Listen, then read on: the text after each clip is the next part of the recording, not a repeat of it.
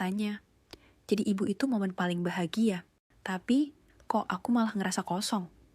Bayiku ada di sini, tapi aku gak ngerasa terhubung. Aku ngerawat dia, tapi hatiku kayak gak ada di sana. Kayak ada sesuatu yang salah, tapi aku gak tahu apa. Karena faktanya, banyak ibu bahkan gak sadar kalau mereka mengalaminya. Depresi pasca persalinan gak selalu terlihat seperti ibu yang menangis sepanjang waktu.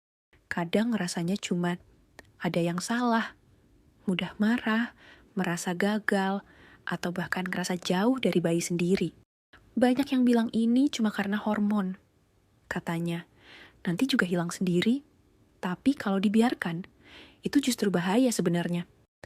Aku tahu rasanya karena aku sendiri pernah mengalami ini. Di video ini, aku akan kasih tahu bagaimana depresi pasca persalinan sebenarnya terlihat, cara mengenali tandanya, dan cara mengatasinya. Jadi, tonton sampai habis. Karena kalau nggak tahu tandanya, bisa jadi kamu sedang mengalaminya tanpa sadar.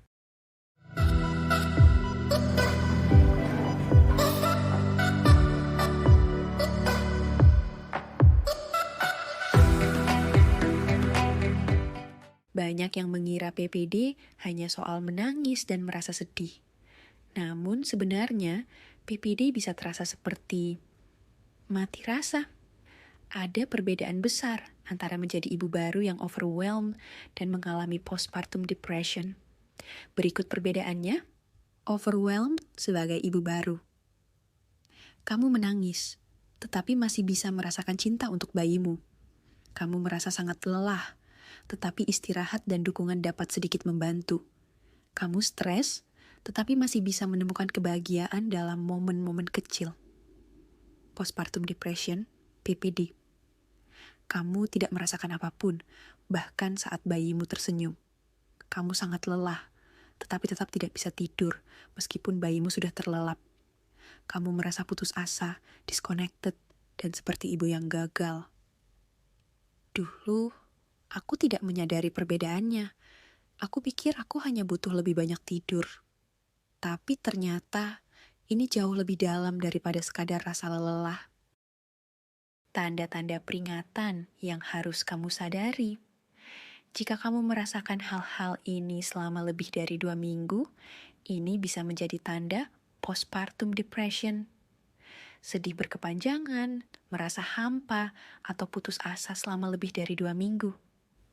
Merasa jauh atau tidak tertarik dengan bayi sendiri. Lelah luar biasa, tapi tetap sulit beristirahat meskipun bayi tidur. Kehilangan minat pada hal-hal yang dulu membuat bahagia. Selalu merasa bersalah atau berpikir bahwa diri sendiri adalah ibu yang buruk. Muncul pikiran untuk menyakiti diri sendiri atau bayi dalam kasus yang lebih parah. Mom, jika kamu mengalami hal ini, jangan diabaikan. Postpartum depression tidak akan hilang hanya dengan tidur lebih banyak atau berusaha lebih keras. PPD membutuhkan dukungan nyata. Meminta bantuan bukan tanda kelemahan, itu tanda keberanian.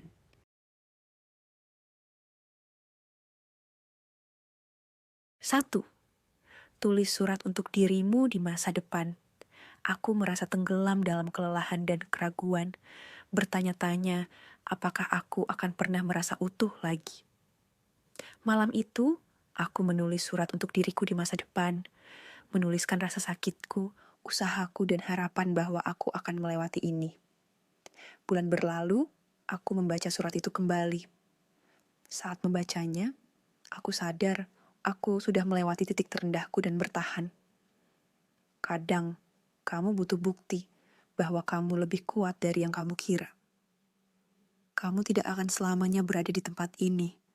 Suatu hari nanti, kamu akan berterima kasih pada dirimu yang hari ini memilih untuk bertahan.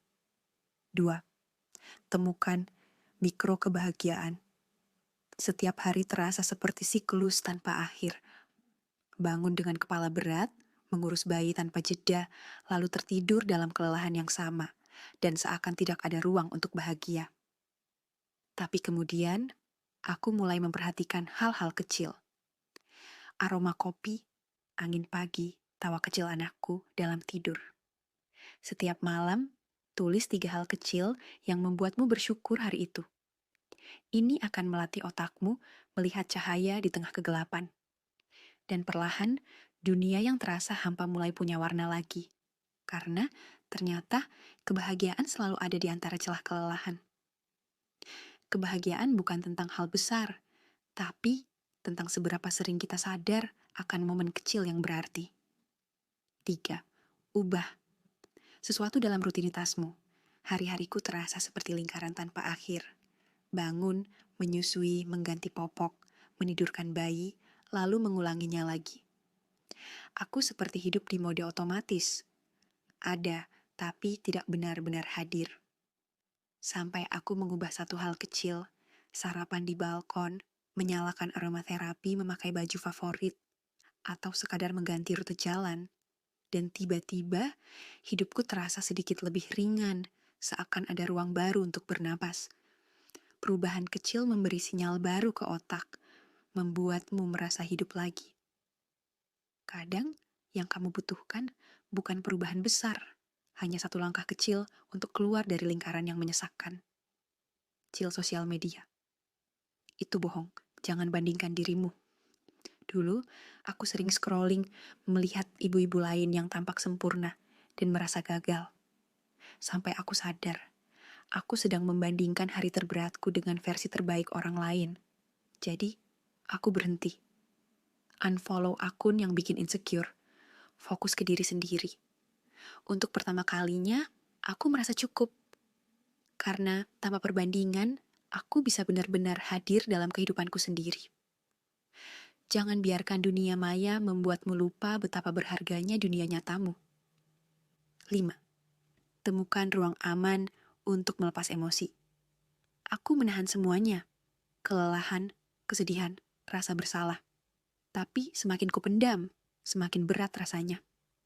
Sampai suatu malam, aku masuk ke kamar mandi, mengunci pintu dan membiarkan semuanya keluar. Aku menangis tanpa suara, membiarkan air mata jatuh sepuasnya. Untuk pertama kalinya, aku tidak berusaha menahannya. Dan anehnya, aku merasa lebih ringan. Dan di sana, aku sadar, melepaskan bukan tanda kelemahan, tapi langkah pertama menuju kesembuhan. Menjadi kuat bukan berarti menahan segalanya. Kadang, kekuatan terbesar ada dalam keberanian untuk melepaskan. 6. Jaga tubuhmu, karena itu kekuatanmu. Semakin aku diam, semakin tubuhku terasa berat dan pikiranku semakin gelap. Aku memaksa diri keluar, melangkah keluar rumah, yoga, makan makanan yang sehat, merasakan sinar matahari, menarik napas dalam-dalam. Dan dalam sekejap, dunia terasa sedikit lebih ringan. Seakan aku baru saja membuka jendela setelah sekian lama terkurung. Saat tubuhmu diam di tempat yang sama, pikiranmu pun ikut terperangkap. Bergerak bukan cuma soal fisik, tapi juga soal membebaskan jiwa. Kadang, langkah kecil keluar pintu adalah awal dari perjalanan kembali pada dirimu sendiri. 7. Pertimbangkan bantuan profesional. Aku pikir harus kuat sendiri. Jadi, aku bertahan sampai semuanya terasa terlalu berat. Sampai aku berbicara dengan psikolog. Mereka tidak menghakimi, hanya mendengarkan. Dan aku sadar, aku pantas mendapatkan bantuan. Meminta pertolongan bukan tanda kelemahan. Justru itulah yang dilakukan oleh orang-orang yang ingin sembuh. Mencari bantuan bukan tanda menyerah. Itu adalah tanda bahwa kamu memilih untuk bertahan. 8. Ingat, ini sementara dan kamu akan pulih. Di puncak depresi, rasanya ini akan berlangsung selamanya. Aku tidak bisa membayangkan hari di mana aku akan merasa normal lagi. Tapi perlahan, tanpa ku sadari, ada hari-hari yang terasa sedikit lebih ringan. Ada tawa kecil yang terasa lebih nyata. Aku masih berjuang, tapi aku mulai melihat cahaya di ujung lorong. Kini, aku melihat ke belakang dan menyadari, aku sudah melewati badai itu. Aku masih di sini. Dan jika aku bisa melewatinya, kamu juga bisa. rasa sakit ini tidak selamanya. Suatu hari nanti, kamu akan melihat ke belakang dan menyadari kamu lebih kuat dari yang kamu kira. Mom, dengarkan aku. Kamu tidak gagal. Kamu tidak sendirian. Kamu bisa sembuh. Jika kamu merasa ini terlalu berat, jangan jalan sendiri. Bicara dengan seseorang, minta bantuan. Aku janji, suatu hari nanti kamu akan bangun dan merasa seperti dirimu lagi. Sampai hari itu tiba, jalani satu langkah, satu napas, dan satu hari dalam satu waktu. Namun, ada satu hal lagi. Postpartum depression hanyalah satu bagian dari perjuangan seorang ibu. Tapi, bagaimana jika suatu hari kamu bangun dan merasa, siapa aku sebenarnya di luar peran sebagai ibu? Aku melihat bayangan di cermin dan bertanya, di mana diriku yang dulu? Jika kamu pernah merasa kehilangan jati diri setelah menjadi ibu, kamu tidak sendirian. Dan yang lebih penting, kamu bisa menemukan dirimu lagi. Di video selanjutnya, aku akan membahas krisis identitas setelah jadi ibu dan bagaimana menemukan diri kembali. Klik di sini, dan mari kita jalani perjalanan ini bersama.